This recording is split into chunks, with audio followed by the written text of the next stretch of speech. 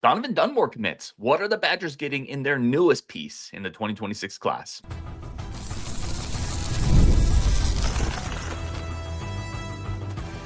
You are Locked On Badgers, your daily podcast on the Wisconsin Badgers. Part of the Locked On Podcast Network, your team every day.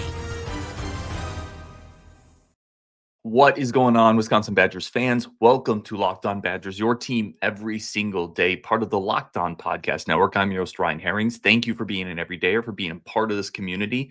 Today's episode, we're talking about Donovan Dunmore, 2026 cornerback recruit, has committed to the Wisconsin Badgers.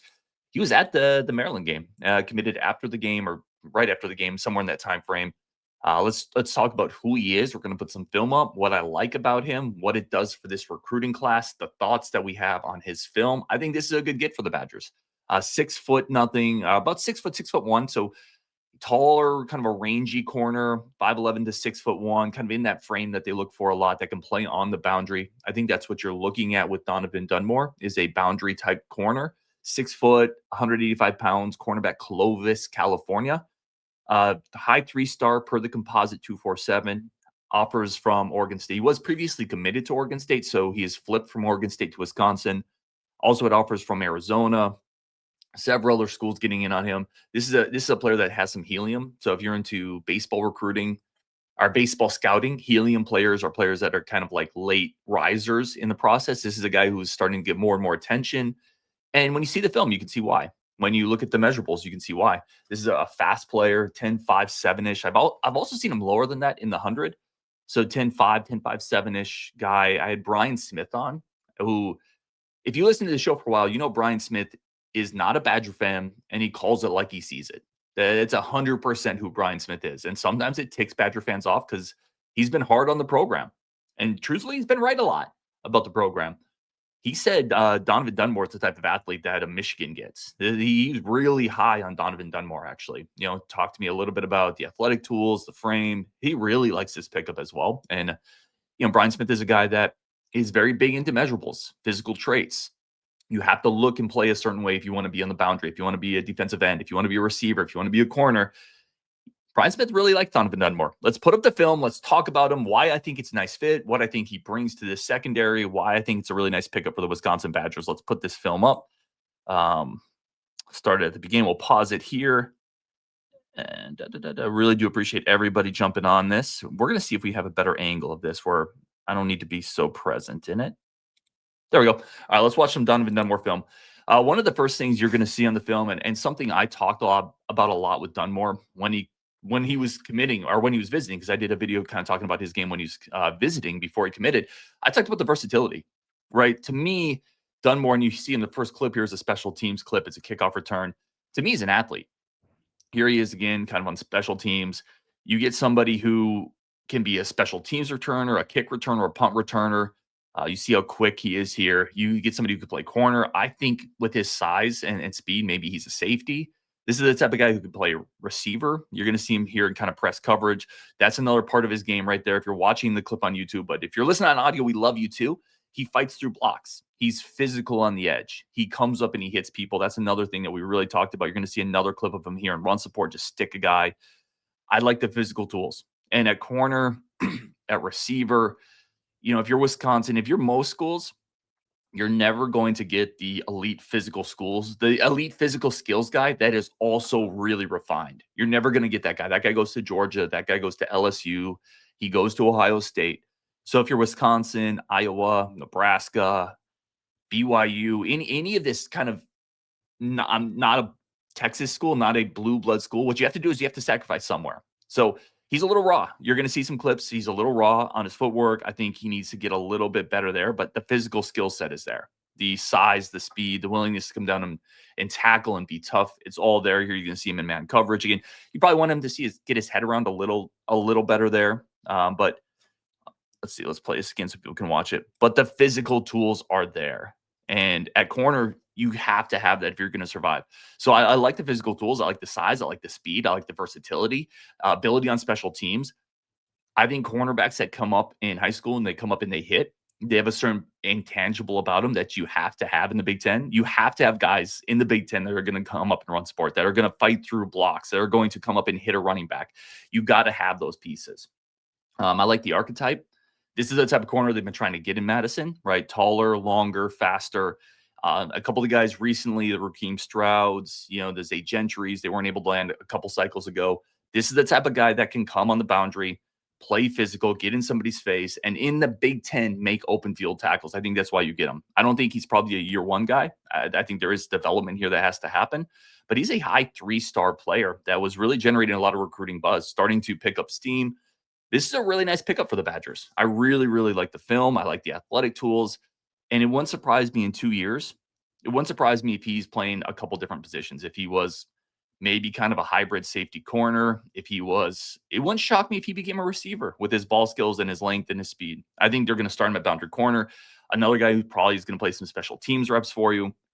This is a really good pickup, and you got to credit the staff for staying on him, getting him to campus, flipping him from Oregon State. I know Pat Lambert did a really good job here. Give credit to Paul Haynes, the cornerback coach. And it's been a minute since we played this, so we got to play it because we haven't had a ton of recruiting news recently. So let's play the cannons. Fire the recruiting cannons. Another one is headed to Madison on Wisconsin. Listen, it's good, man. You celebrate the wins. Fire the recruiting cannon. We're looping it. You celebrate the wins when you can get them. I know it's not been the best stretch of Wisconsin football. Trust me, I know that. But this is a nice pickup for the Badgers.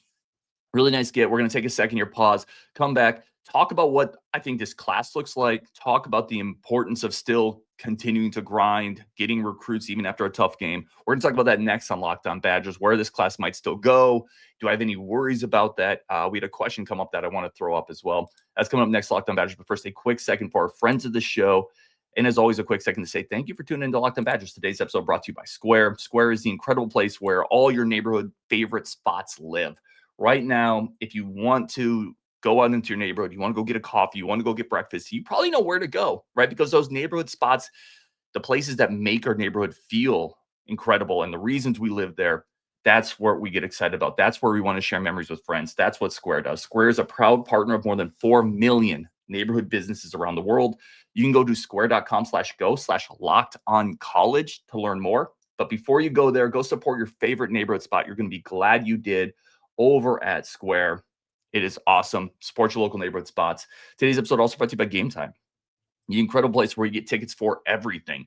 NFL's back in full swing. Baseball playoffs are going to be coming up. Basketball will be here before you know it. If you want to get tickets to Kohl Center, go check out some incredible hoops. Go do that on Gametime. It is the ultimate spot for all of your ticketing needs, whether it's sports or not. If you want to get a ticket to a concert, a theater, musical, whatever it is, you can do that on Gametime. You're going to have pictures of the seats before you sit down to know exactly what they look like.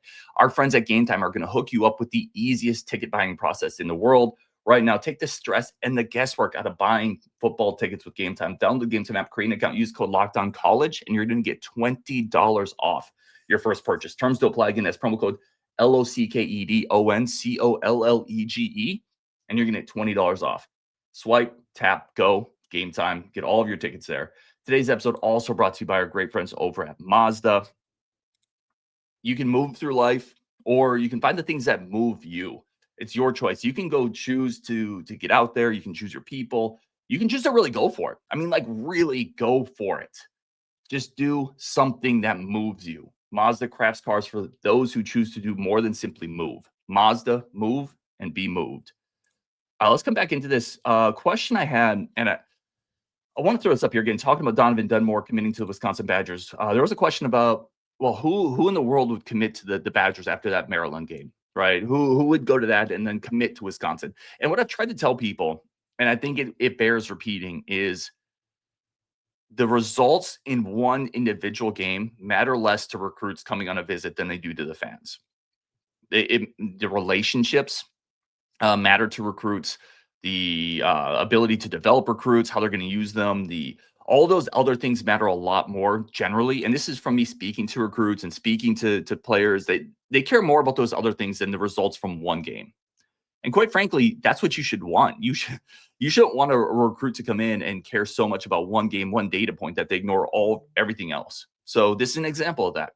This is one of the worst Badger games I've seen in a long time. but they were still able to sell him on the program, their vision for him. Pat Lambert did a really good job here. That's you should give credit to the staff for doing that, for emphasizing the right things and landing a pretty high level cornerback. Because I know people are going to say, well, what's the point? Like this team's not good. Well, you got to keep grinding. You got to keep recruiting. The answer to adversity isn't to stop. You got to keep adding talent. You got to keep filling the pipeline. And that's what this is. They needed a second corner in this class. We wanted to talk about what this means for the 2026 class. So I think what it means is you're probably done at corner. You have Elams, who we had on the show earlier this year, really like him. And then you go in and you add Dunmore into that. I think he fits that larger cornerback mold you've been looking for. Both these players will come up and hit both the corners. So I think they're probably good at corner, barring something that pops up. You're never going to say no to a really good corner if something pops up and kind of falls in your lap. But I think they're probably mostly done at corner. Where do I think they could still add in this class? I look at 3 spots. Edge is a place they've tried. They're going to continue to look there. So definitely somebody on that defensive line. Safety, since Zach Taylor decommitted and went to TCU, that's a spot they're going to continue looking to add bodies.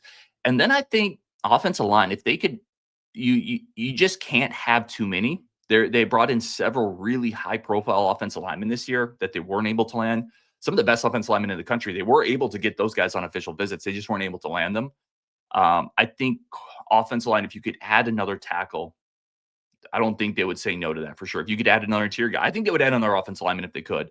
And then you always leave a spot or two open just for best available, right? It's like if you go to the grocery store and you're looking for a corner, an edge, and an offensive lineman, but this amazing receiver falls out of the discount aisle for whatever reason. You pick them up and you throw them in the basket, right? You're going to always keep your eyes open for a flip or an opportunity to improve the talent across the board. But I think if you could add another edge, a safety, and an offensive lineman, I think they're looking pretty good in this class because you're set at quarterback, you're set at running back, you're set at receiver, you're set at tight end.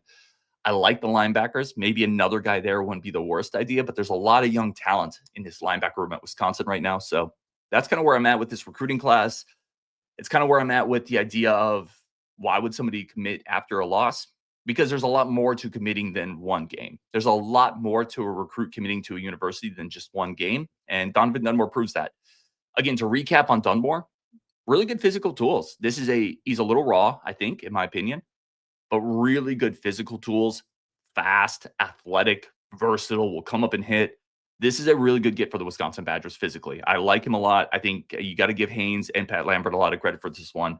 And it's an interesting player to get at this point in the cycle. So on Wisconsin, we will definitely talk later today, tomorrow. We got a bunch more content coming up as always. Really do appreciate you guys. But Donovan Dunmore commits. I think it's a really nice addition to this 2026 class for the Wisconsin Badgers.